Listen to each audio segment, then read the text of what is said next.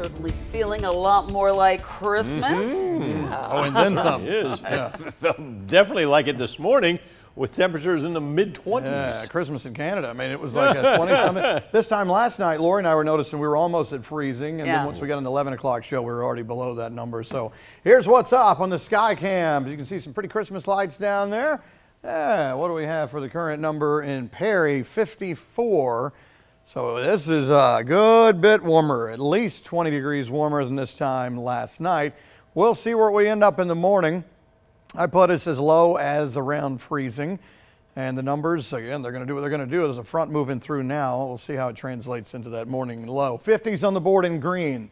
So once you see the blue, that's starting, 40s are kind of more present. And right now, we don't see much of that. We have 48 in Dublin. Of course, they're going to be the first ones there. But everybody else somewhere in the low to even mid-50s, 56 in Warner Robins. Now, as we look at the temperature change again, just a big jump. Today was a jump up from yesterday, but not by this much.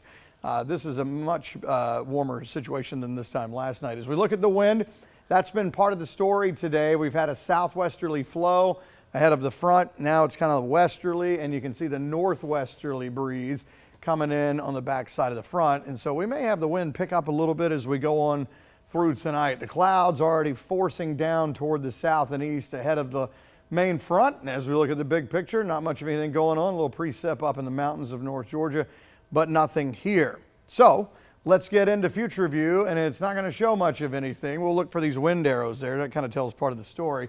You can see a northwesterly breeze as we go through the day tomorrow.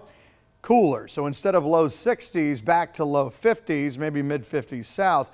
But then as we go into Friday, you can see now the wind's coming back in from the southwest. So just kind of a shot of cool air and then starting to warm right back up as we go into Friday. Smooth sailing as we head into the weekend. This will take us into Saturday. That's interesting. This is that front that'll be coming across late Saturday into Sunday. And I have that 10% chance on there for Sunday morning early.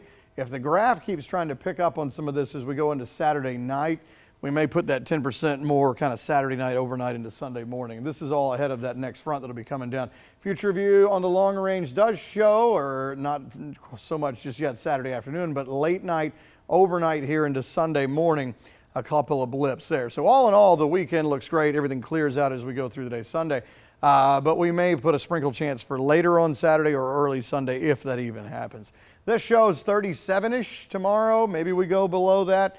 And you can see as the wind as we go through tonight, that northwesterly flow continuing through the overnight. There's a 7-day cool start tomorrow, cold to cool, but not like we saw this morning. 50s tomorrow, back to 60s for Friday, Saturday.